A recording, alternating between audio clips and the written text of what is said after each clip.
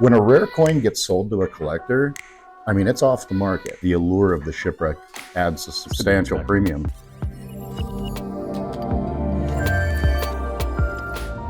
Welcome to another episode of On the Money. My name is Justin Adams. I'm the Senior Account Executive here at Coin Advisor. I'm joined today by one of my great friends, Kent Ponterio. Hello, a great everybody. friend and mentor in the industry, and we're honored to have him today. He is from World Numismatics here in Carefree, Arizona, and we're blessed to have him and work with him. Kent, I know you brought some fantastic specimens today to show us and to educate us upon. Would you mind telling us a little bit about how you got started in numismatics? I was pretty much born into it. My father is a coin dealer. He is a coin dealer. My brother is a coin dealer. Also, they both work at Stack's Bowers. My grandfather was also a coin dealer when he retired from his medical profession. He was a medic during World War II. Came home from the war, started a general practice, family medicine. And when he retired, he went to work for my father full time. So technically, there's like a lineage there. Absolutely. And kind of one of the big jokes in the family is people ask me questions like, "Hey, Kent, are you going to be at the Long Beach Coin Show?" And the long running joke is, "Yeah, every show since I was a fetus, I've been going," because my mom was going to the shows when she was pregnant with me. So you were learning in the womb. Yeah, sort of. Instead of headphones, they were probably reading coin books to me. Right. It's fantastic. Yeah. Well, it is a pleasure to have you here. And we have some fantastic specimens that are from a fleet ship of 1715, correct? That's right. We've got one from Mexico, one from Colombia, and two from Peru. So the three major mints that had gold coins at that time are represented. That is incredible. And I'm deeply intrigued. I know there's been some famous fleet ships, like we discussed previously in a different episode about the Nuestra Sonora de Atocha, right? The Spanish galleon ship that was discovered in 1985, sank in 1622 off the Florida Keys. What can you tell us about this fleet ship? So this, like a lot of the other fleets, what would happen is when the Spanish were minting coins and making bars and recovering this metal and mining this metal in the New World, they would wait till a certain time of year to sail back to Spain, and usually that coincided with hurricane season. So there's this risk of when you're sailing back that you're going to hit a hurricane, and it happened multiple times to various fleets. It happened in 1554, happened in 1622, it happened in 1715, it happened in 1733. Like all of those years, part of the fleet was wiped out by a hurricane. So there's all these shipwrecks littered off the coast of Florida. That's incredible. And they haven't even found them all yet. In between hurricanes or pirates, I mean, to think what they were subject to. Sure. Back then, it's amazing any of them made it back from the New World. Yeah. Well, tell us a little bit more about these beautiful escudos. And I know smaller denominations, same with reals, you know, the fours, the twos, the ones, they endured more commerce, everyday use. So their survival rates are even smaller. Is that correct? To a degree, yes, and to a degree, no. It depends on the mint. Okay. So for a mint like Colombia, which was the first mint to produce gold in the New World, they got their concession to strike gold in 1622. Okay. So that was the first mint to produce gold coins in the New World. There was actually a few of those coins on the Atocha, but they're super rare, and it's the first dated gold coin of the New World. So it's a really interesting coin. That's incredible. And at the beginning, they were only able to strike 2 escudos. That's all they got the authorization for. Okay. So when you hear the term doubloon, originally it specifically referred to a 2 escudo because there were so many being produced in Colombia at the time. Interesting. And then it wasn't until later, like Mexico, which is the coin on the right-hand side, they didn't get their concession to strike gold until December of 1679, because they got the authorization in 1679. The first known date for that is actually 1680. There aren't any 79s known. Lima, Peru, which is the ones in the middle, they got their concession to strike gold in 1686. Incredible. Sorry, 1696. 1696. 1696. Wow, that is amazing. So it's all a little bit different for each mint. They didn't all have the authorization to strike different things at different times, but in the end, they all wound up doing it. And initially, it was the 2 escudo that was called the doubloon, and it stayed that way for a long time. And then that kind of became a universal term that you would call like a Spanish colonial gold coin would be referred to as a doubloon. But Interesting. the originality of it was the Colombia to escudo. Okay. Yeah. Learn something new every day. Yeah. It's fun stuff. So, Ken, if you could describe to our viewers, how do coins like this become discovered? How do they make their way into the market? There's a variety of ways, actually. So for years, gold coins would wash up on the beaches in Florida after a hurricane. So they knew the stuff was out there. And there's contemporary accounts of when the ship sank. So they knew these were all out there. But even before a lot of the ships were discovered, people were finding coins on the beach. And there's even a very famous case where there was a couple walking along the beach, like holding hands, and they saw something glistening down in the sand. Mm-hmm. And there's a 1715 Mexican Royal 8 Escudo that's actually coming up for auction in Spain next month. And it's estimated to bring somewhere between 500 and $1 million. And this is a couple that was vacationing in Florida. This is the specimen. That is the specimen. Yeah, like they were walking on the beach and like just happened to reach down, and here's this coin just washing around in the sand. And that's the old story of honeymooning, right? Sure. Well, I wish that was my honeymoon. Would have paid for itself. Would have paid for itself. Got the honeymoon in the house all paid for in one walk on the beach. That's incredible. But yeah, so for years that stuff would wash up on the beach. And even like when I would do trade shows in Florida right after a hurricane, we would meet like metal detectorists that they love going out and looking for the stuff right after a storm, because some of it does wash up. Mm-hmm. But the majority of the finds were found in the 60s, 70s. There's a very famous find that was found in 2015 and the 200th anniversary, where they found a really large quantity, including some of the royals, the perfectly round specimens. That's very exciting. And some of those are going to be coming to market?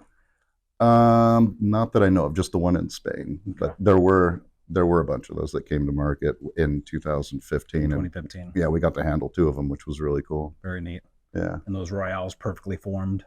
Well, the difference between a royal and a cob. So cob, like you talked about on your Cerro Rico episode, where it's the end of the bar, it's a cut piece of metal, Cabo de Barra. The royals, which is a presentation strike, or what they call a galano, it's a perfectly cast round planchet, where it's almost like a presentation strike on a perfectly round coin, almost like a machine made coin. Wow. But it's a cob. But cast. Yeah, the flan is cast, and then the coin itself is struck. But they're perfectly aligned dies, a lot of care and a lot of time, and they just really paid attention to what they were doing when they manufactured those. A lot of care went into it. That's amazing. Yeah. Very much heirloom quality specimens. Those are pretty remarkable. Indeed. Yeah. Ken, do you have a personal favorite numismatic specimen in all of your endeavors with everything that you've partaken in? So, yes. So I have a huge background in Mexican coins. I kind of grew up with my father doing a lot with Mexico, Latin America, and I have an affinity for gold cobs. And probably my favorite coin of all time is there's a round presentation strike of Charles II that's unique in private hands. There's one in a collection in California, and there's one that's another date that lives in the State of Florida Museum. And there's probably dozens of specimens known for Philip V, but there's only 2 known for Charles II, and I just think it's super cool that exists in private hands. You can own one of those. Truly. Yeah. Did you have the privilege of ushering either of those into their collections? Not personally. I did advise the buyer on it when he purchased it at an auction in Spain about 15 years ago. That's a privilege. Yeah. Indeed. Yeah. It's great to know collectors of that caliber too, because when stuff comes to market that you're privy to, you definitely know some outlets. Sure. Indeed. It's nice to know where stuff lives. So Kent, I know that a lot of shipwreck coins, silver in particular, can be affected by the salt water. Sure. Corrosion and stuff that can take place. Gold, I know, is inert. What can you tell us about the purity of shipwreck coins? So gold is a fairly inert metal, like you said, and when it's been in the bottom of the ocean, and this occurs for all metals really, when something's exposed to salt water, it creates an electrolytic process. So what it's doing is it's removing trace elements out of the coin. And the coin may look perfect and be perfectly mid-state, but it's actually purer than when it went down. So that's fascinating. Yeah, it is. Because the metals like copper, lead, tin, whatever the trace metals are in it, it's actually purifying it.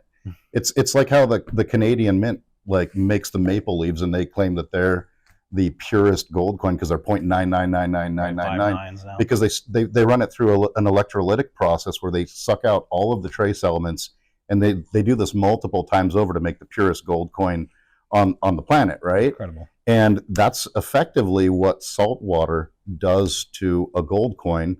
Like if you tested a gold 20 off the Central America or the Brother Jonathan, it would be purer gold than a coin that is not off it. It wouldn't have all of the trace elements. And that's what happens with gold cobs. And even silver, that's what happens where the junk gets it gets removed from it. It leaches out. That's incredible. It's an electrolytic process. That's fascinating to learn. Yeah, we tested a bunch of this with XRF, and a lot of really early silver coins will have about 0.5% of gold in it because you really couldn't get the trace metals out of it. Copper and such. Copper, even gold. Like early silver has gold in it. But because they didn't have electrolytic refining before then, there's always a little bit in it.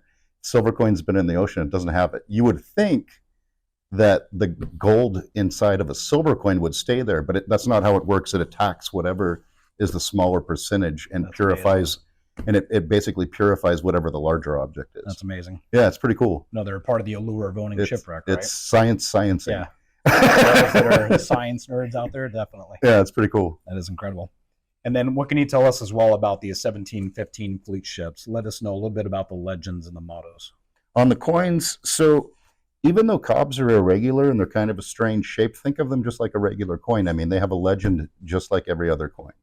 It just depends on how well the coin is struck and how big the planchet is. But instead of "In God We Trust" or whatever a coin would have on it, usually it has the king's name, maybe Philip V. It'll have the initials DG, which is Latin for De Gratia, by the grace of God. And then it'll say Hispaniarum et Indiarum, which means Philip V, king by the grace of God, king of Spain and the Indies being the New World. Okay. So that means the Americas. Yeah. Yeah. That's incredible. So Ken, I know with some of the ships that are discovered, there are certain entities that own rights to it, whether it's a country, an individual. Can you tell us who the ownership originally belonged to in the 1715 fleet? Well, originally it's a Spanish ship, but it's in Florida waters. Okay. And if it was in international waters, it'd be a different thing, but it's in Florida waters. So when they salvage the ships, there's a law about the stuff that's found on the Maritime beach. law. Sure. The stuff that's found on the beach, I mean, it's kind of finders keepers. If you're walking on the beach with a metal detector and you find a coin, it's yours, right? A certain percentage of it, when it's found in the water, is given to the state of Florida. They have a museum in Florida that's full of coins from the shipwrecks. Fabulous museum, actually. They've printed books about it, and they get a percentage of it when it's found. So, and historically, they've been keeping types that they don't have, not super, like some museums, like some countries are like, we want it all. Right. That's not the case. I mean, they're pretty reasonable with it. So a lot of it does get reported and legally and turned in and gets put in the museum, and then the rest gets sold and comes to the market where collectors have an opportunity to buy something like this, which is really cool. Yeah, I remember the story years ago about the other Spanish galleon ship. Those code name was Black Swan for a number of years. And then they discovered it was called the Mercedes. And then the Spanish Navy actually blockaded that ship in port, was wanting all the treasure back. That's happening right now down in Colombia. There's a ship down there that's been making the news that they're talking about salvaging, and it's kind of like who has the right to this. But the difference is that it was a military vessel. Yeah. So like in maritime law, like some of the laws are different, whether it's a merchant ship or a military vessel, because a military vessel is considered a war grave. Right. So if there's actually treasure on a military ship, that can fall under different jurisdiction, and that's where like Spain and Colombia and and the salvage company are all kind of in legal trying to figure. Yeah. In limbo to figure out who owns rights to it. Right, exactly. Right. And I mean, when you're talking about a ship full of treasure, I mean, it draws a lot of attention. Millions of dollars. Sure. Everybody garner attention. Everybody wants a piece, right? I'd like a piece. I'll just take one. Yeah, no kidding. So Kent, if you could tell our viewers the location of which shipwrecks are more predominantly discovered would be where? So it's usually somewhere along the coastlines, and like we talked about earlier with the hurricanes and the ships going back to Spain during hurricane season, they get blown off course and they'll hit a sandbar, they'll hit rocks. There's there's something that causes them to capsize. I mean, it could be something like there's a few cases where it could be a giant rogue wave or something like that, but a lot of times they hit an obstacle, and that's what causes it. And think about this. You're talking about a time period where maps were not super advanced. You didn't have your phone where you could just Google map how to get home. Right. So a lot of times the ships would follow the coastlines to get their bearings. And that put you in harm's way because you wanted to be far enough away from the coast so that there weren't obstacles. But if a storm came along, it could blow you into it. Nice coins kind of spoke for themselves, which was usually the gold coins that were found on Iraq, right? Like, because gold's inert. And if the silver coins were more corroded, selling it with a certificate and the provenance of being a shipwreck coin, in the really early days, you're talking like the 60s and 70s, that was a way to sell a corroded coin with a story. And organically, this collector base of shipwreck collectors emerged out of that, where you've got guys that want one coin from every shipwreck, Right. or one type if a shipwreck had multiple types on it. Because something like a Dutch shipwreck will have its official cargo, right? Like they're sailing from Amsterdam to the west to Indonesia or something like that. And the sailors on board that ship were allowed to bring their own personal money, right? So you'll have a ship that's full of either Dutch ducats or Spanish 8 reals, and then there's a separate part of the cargo that's like random Dutch coins, and it makes no sense. It's like some of the coins could be as much as 100 years earlier, and they're all circulated, and it's not something you would have exported to buy like silk and porcelain. That was the captain, the crew. Everybody knew that if you were on one of those ships and you were sailing to the Orient, that you could make a fortune by doing one or two of these trips, and you would bring your own money along. So there's guys that like want to collect one of every coin that's found on a shipwreck, and sometimes it's a lot of different types in a case like that. Right. Like on a Dutch wreck, you could have a ton of different types, whereas like a Spanish shipwreck is generally newly minted coins being shipped back to Spain, and then it got dispersed from there. Sometimes it went straight to the Netherlands and went, because Amsterdam was this big, they weren't a colonial power. They were like the first corporate country that like traveled the world doing business instead of conquering people. They didn't colonialize places. They went there to do business, and that's why countries like Japan would welcome them in. So Kent, one of the things that we often get questions about is how suited colonial era coins are for what types of collectors, would you say? A variety of people. So like the first coin there is from Mexico, right? So obviously that's going to appeal to somebody who collects Mexican coins, right? It also appeals to somebody that collects world gold coins, who collect shipwreck coins. Like we talked about, a two escudos, a doubloon. So someone that's, in love with like pirate lore and things like that, they're in the red book. It was U.S. legal tender. So it's more so about who doesn't collect it as far as coin collectors go than who does collect it. It appeals to a very broad audience. It sure does. We've noticed the affinity has grown extensively over the years because, for those who were always intrigued by pre-33 gold and the existence and the survival rate of that, prior to the gold standard, it just gets, the further you go back in history, the harder specimens are to find, especially in good condition. I'm noticing this array that you brought for us to look at. We're looking at specimens that are in the uncirculated realm, 62, 64. I mean, it's fascinating to see a 60 and above, just to begin with, dated 1714, for instance. Yeah, it is, and they're really nice coins, quality-wise. And one thing to keep in mind about this earlier gold is that it has actually a slightly higher gold content. And when milled coins came out, this sort of thing was getting melted down. So if it wasn't for shipwrecks, you really wouldn't have this available to collect. True. Because as soon as like milled coins came out, the cob coinage started to disappear from circulation. In 1732. And then once they started debasing the gold, the Spanish king would do it just a little bit. And they would do it under the guise of, turn in your coins of the old king and we'll issue you coins of the new king.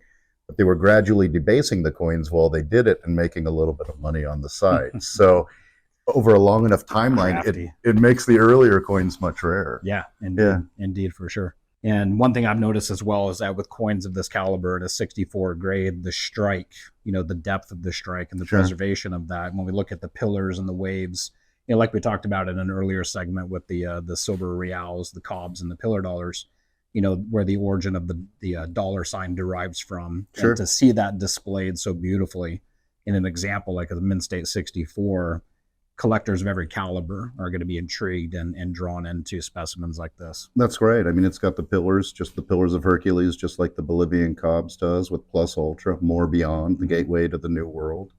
It's very, very classic design. And I mean, that's what you think of. This is exactly what you think of when you're thinking of doubloons, pirate treasure. When you're at Disneyland and you get off the Pirates of the Caribbean ride, that's what you're looking at. Replicas, not the real thing, but that's what you're looking at in the display when you get off Pirates of the Caribbean. All the treasure chests glowing on the side. Oh yeah, it's totally embedded in in culture, in popular culture. Yeah, it truly is. I mean, people are fascinated with it, and they should be. I mean, it's great stuff. Absolutely. So Kent, with the survival rate of specimens like this that come from shipwrecks, what would you equate their price points to compared to, say, a landmark example?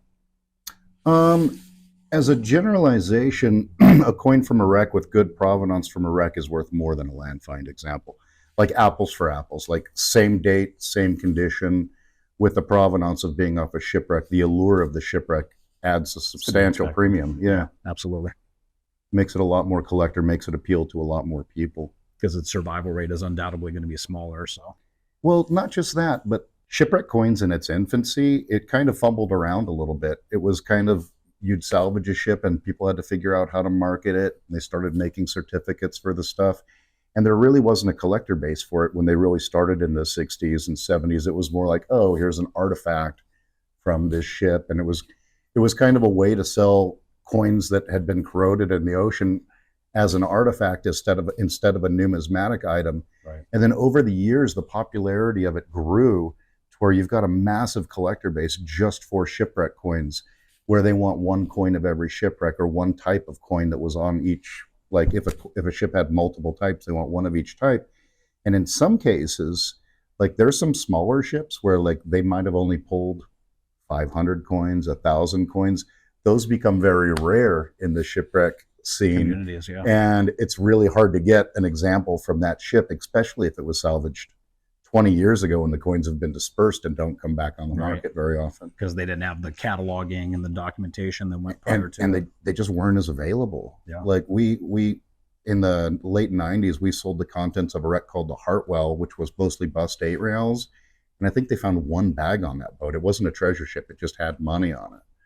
And good luck getting one right now. They're all out there in collections. And I mean, when a rare coin gets sold to a collector, I mean, it's off the market. It's not like trading hands from dealer to dealer where it's going to show up in someone else. It might go off the market for 5 years, 10 years, 30 years. Right. Oh, it could transcend to that collector's children or family, and they may not need to sell it, and it may not come available again in your or my lifetime.